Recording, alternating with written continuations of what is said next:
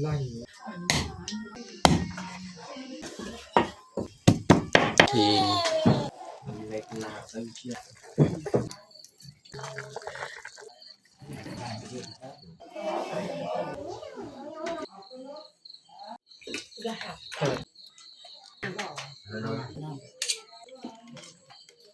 อย่าลืมกดไลค์กดแชร์และกดติดตามเด้อพี่น้อง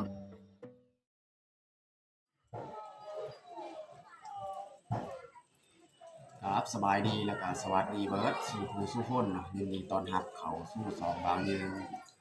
แล้วก็สำหรับตอนแรงวันนี้งานขอสีพาทุกคนมาเบิ่งเขาสีมาเฮ็ดอาหารแรงก็คืออาหารแรงวันนี้นี่บาวยืนมีไก่พี่น้องไก่ตัวผู้ตัวหนึ่งและอยู่ในเพื่อนของบาวยืนกับบาวยืนเลี้ยงไก่ตัวผู้นี่ตัวเดียวนี่แหละเลยวันนี้สีมาเฮ็ดอาหารการกินสู่ครอบครัวกินหรือว่าลูกเมียกินนะพี่น้องเนาะเพราะว่าพันมาบ่ยืงกับบ่เคยเอาไก่ที่เขาเลี้ยงไก่บ้านนี่แหละไก่ที่เขาเลี้ยงบ่เคยเอามาเฮ็ดสู่ลูกเมียกินก็เลยมื้อนี้บ่ยืงสิเอาไก่ตัวผู้ตัวใหญ่แหละไก่นี้ใหญ่สุดเลยนะไก่ตัวผู้ของเราสิมาเฮ็ดอาหารแรงมื้อนี้นะโอเคมีแต่ทุกคนติดตามเบิ่งติดตามชมกับพวกเฮาได้ยาวเลยอันนี้เฮาสิมาผ้าฟืนเนาะ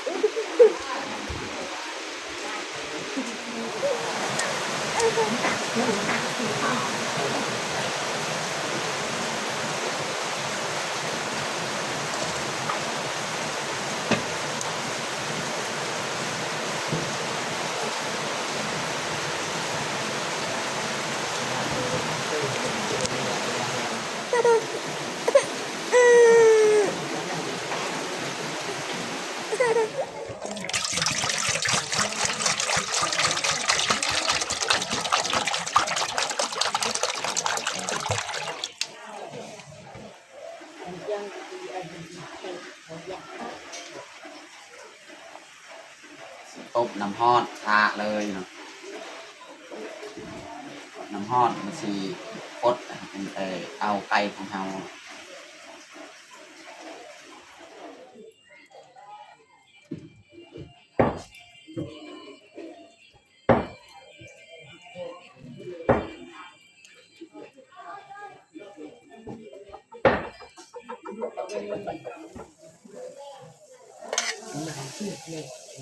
น้ำข้าวต้มกะฟดเรียบร้อยแล้วพี่น้องเนาะ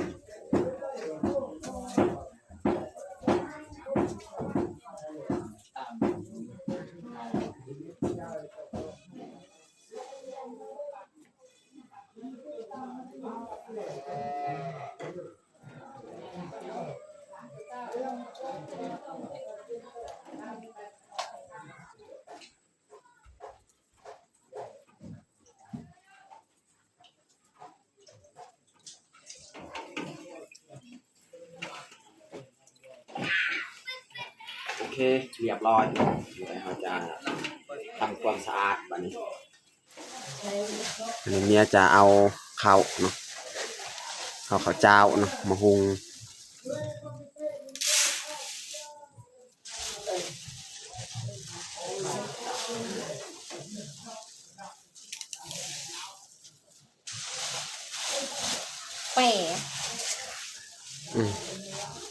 สิเอาข้าวสีลายๆแน่เพราะว่ามีจะน้อยเฮาเอิ้นพ่อแม่มากินพ่อแม่ทางน้องมุกดาแล้วก็พ่อแม่ทางเบายืงเอิ้นเขาจะมากินข้าวนำกัน3 จอกเอาข้าว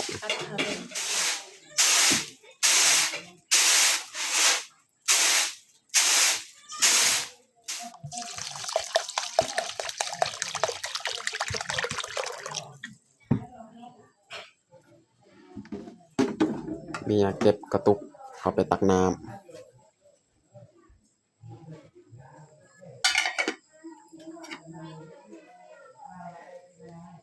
อันนี้เมียจะค้างหม้อข้าวนะพี่น้อง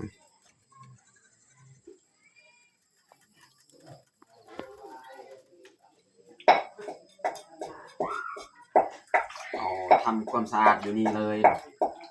เพราะว่าอยู่ท่าน้ำนี่ฝนตกเลยทำความสะอาดอยู่ในครัวเลย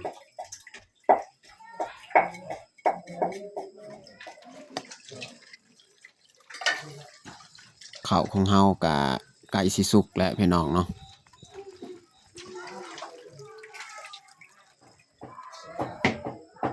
ตอนนี้ก็เรียบร้อยเฮาทำความสะอาดทาสีมาตัดเป็นตอนเลยหม้อข้าวของเฮากะไก่สิสุกแล้ว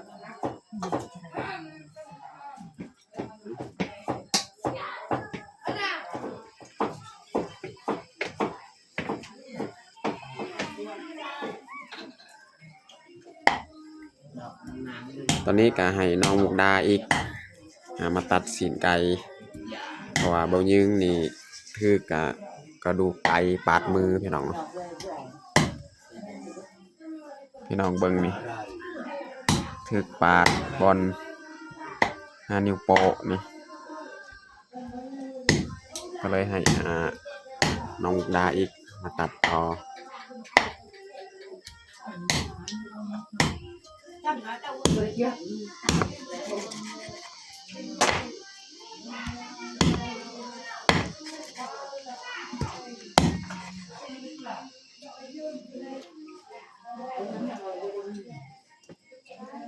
ต่อในกักกูนเป็นสาวอีก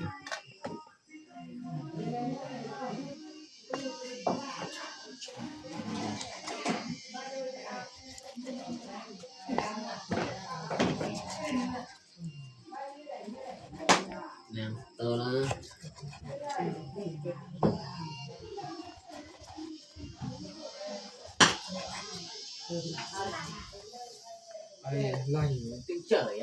สุกเรียบร้อยแล้วข้าวของเฮานี่เต็มหม้อเลยหุง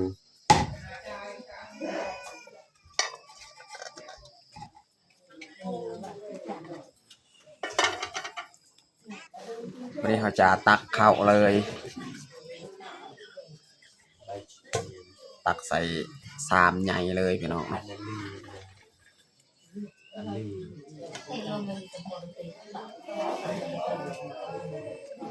เขาจะตักออกข้าวเบิดเลยพี่น้องจากหม้อเพราะว่าหม้อนี้เขายังสิใส่สิต้มสีนไก่เพราะว่าหม้อมันหม้อนี่พอดีมีดอกหม้อใหญ่แต่ว่ามันใหญ่โพดอีกก็เลยหม้อตัวนี้แหละเอามาใส่ต่ออีกพอดีเต็มเลยพี่น้อง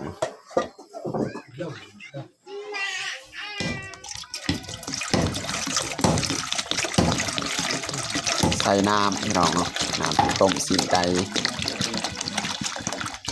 ใส่ประมาณนี้แหละ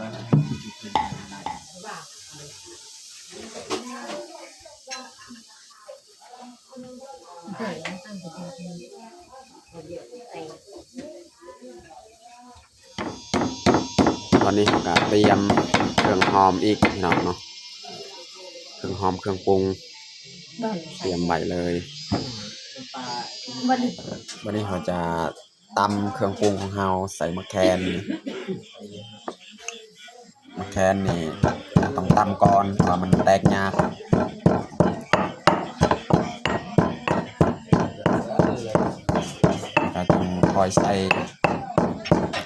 เทียมเราใส่เลยบัด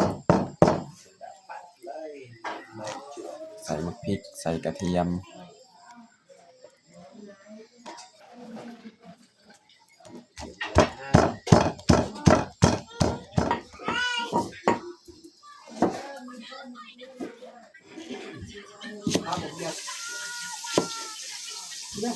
ซอยหอมแดง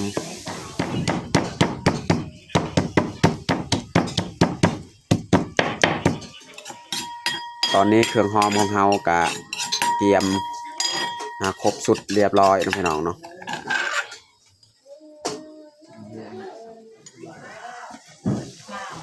น้ำกระเดือดนะครับจะใส่เลยพริกกระเทียมของเฮาแคน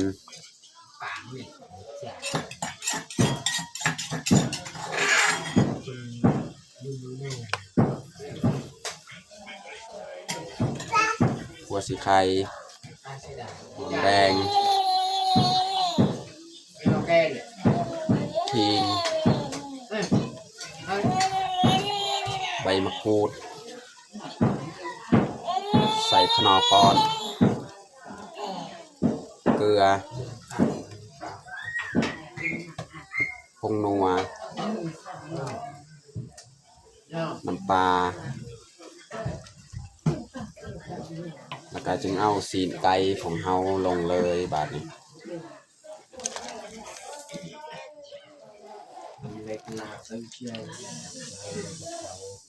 โอ้เต็มหม้อเลยพี่น้องเลย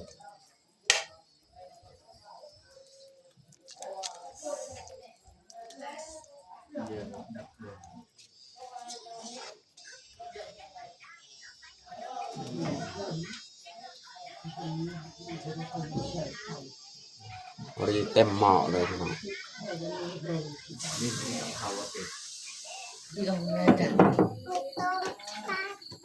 อาจจะใส่ยอดมะอึหน่อยนึงพี่น้องเพิ่มสีสัน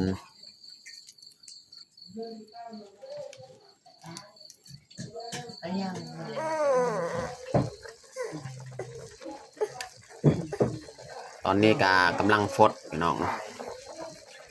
ต้องได้ต้มโดนเติบเลยพี่น้องกว่ามันสีเปื่อย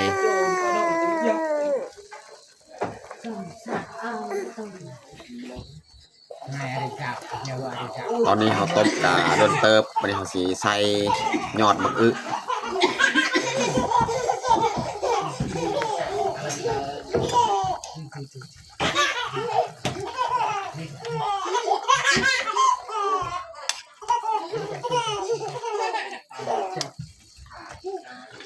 เต็มหม้อเลยพี่น้อง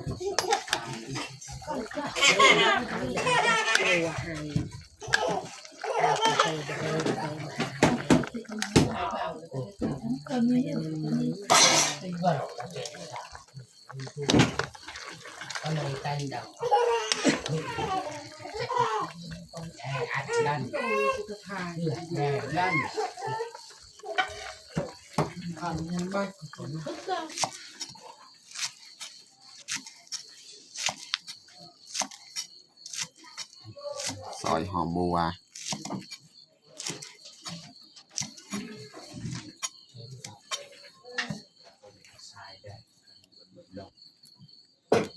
อันนี้เขาจะใส่ผักอีตูอีกเนาะ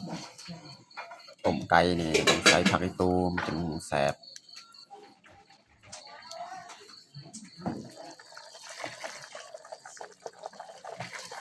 สุดท้ายเนี่ยเขาจะใส่ผักอีตูกับหอมบัวเรียบร้อยพี่น้องต้มไก่ของเรา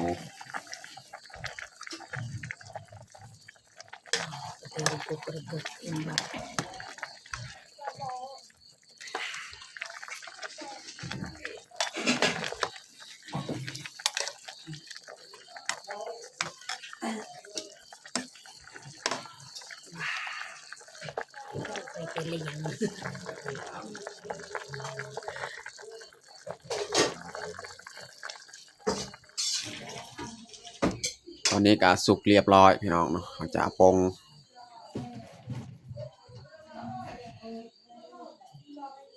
แล้วก็มาตักใส่ถ้วยเลย เราจะตัก2 ถ้วย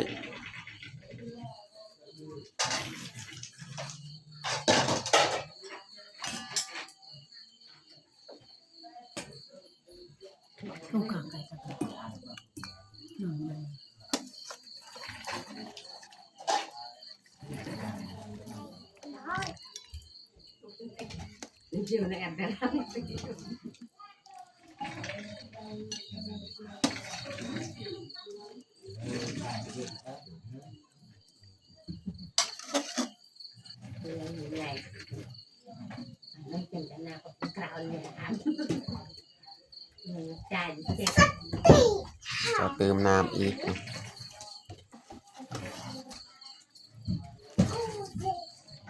ตอนนี้ก็เรียบร้อยตักใส่ถ้วยเนาะแต่ว่าในหม้อก็ยังอยู่น้ำตอนก็ยังมีอยู่เราจะตักไปสมีก่อนพี่น้องเนาะบัดไปจึงตักใหม่เราจะเฮ็ดซ่องพาเลยพี่น้องเนาะมีข้าวตักมันมีบวงตักกะเข้าเลยเนาะอาหารนี่ใส่พาละถ้วยเลย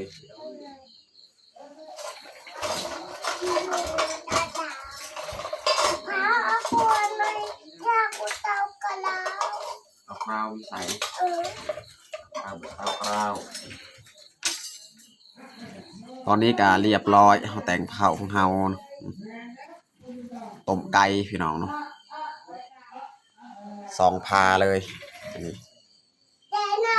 อันนี้ก็แม่นถ้วยบวงเราใส่คนละอันเลยนี่เอาไว้น้องพลอยตัวนี้ถ้วย2 พาเลยเขาจัดเนาะ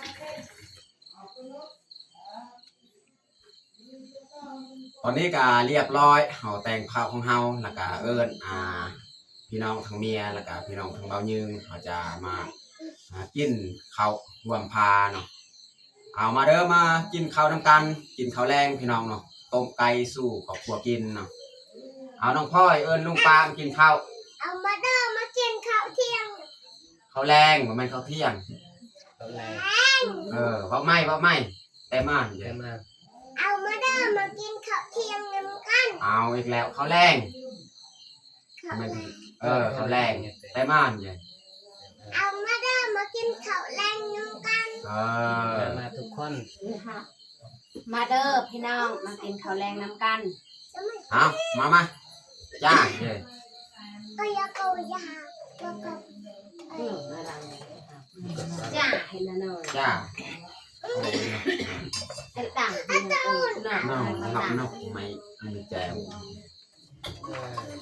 ลมว่าลมไม่มาตัวนี้เกี่ยวกับบอกเอาอย่างไรเนี่ยน้องจะดับมีไรน้องเด็ก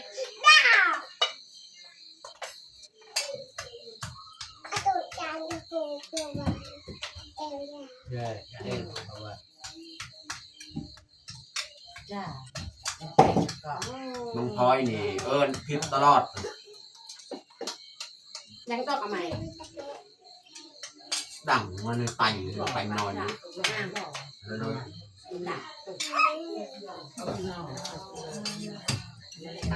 จ้าจ้าตั้งไงดูโอยบานหน่อยจ้าตั้งไงเอาตัวหลังนุ่นตัวหลังกล้าเข้าไล่วัดบ้านเอาเดินจะจ่าตัวหลังเป็นเยอะอยากไงนี่ไม่ได้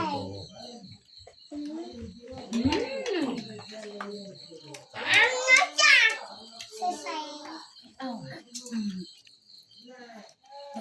งานเอาแท้ได้จ้า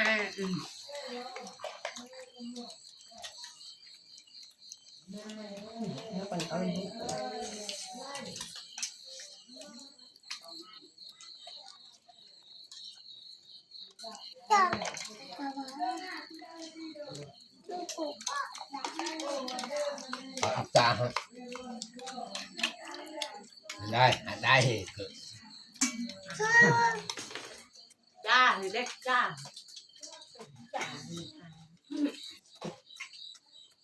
ไม่ งอกเลยเอา กินกันในทาง ไอ้อะไรอยากยังยาก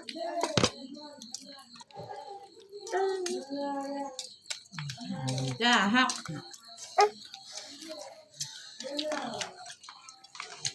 กัน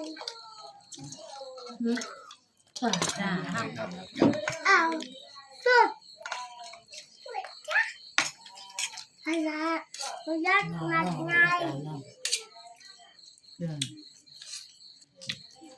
ตัวตุ้งกับแบบบ้าแหก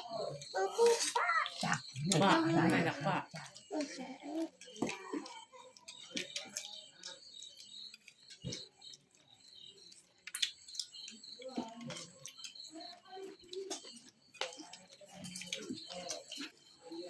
ต้มไก่บ้านนี่สุดยอดเลยพี่น้อง